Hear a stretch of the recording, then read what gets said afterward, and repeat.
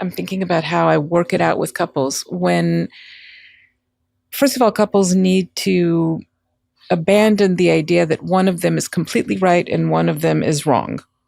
Right? You want to approach the difference with the idea that you're equal partners, that you each have a valid point of view, even if it's different.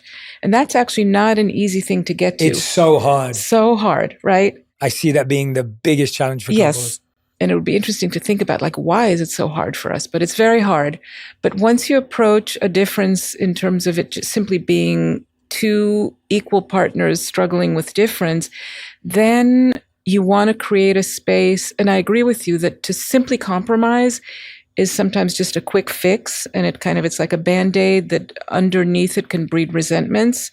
And you can eventually somehow go back to the idea that it's not fair. I compromise more than you. But to do what you're suggesting doing, which is to really put both minds to it and arrive at a conclusion together, is actually really hard. You have to overcome both a lot of your own convictions, selfish needs, and really work for the good of the relationship, of the total good. That's why I often say that couples form between them like a political system. It's like the first political system of how do you resolve difference? Are you going to be like autocratic or democratic in terms of how you resolve a difference? Oh, interesting. I like that.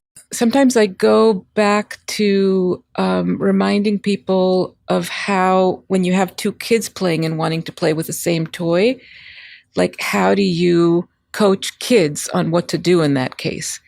Do you take turns? Do you give both kids the same toy? Do you just remove the kids from the situation and say, oh, they can't play well together? Do you leave one kid crying, having to compromise in a way that was just really depriving for them and they were not ready for? All this to say that this solution that you're suggesting, which is to really put your minds together and figure out a solution that is good for everyone, is hard. I do think it's the best one, but I think it requires a certain kind of honesty and willing to give up a certain kind of investment, selfish investment in the thing that you believe in. You have to like relax your convictions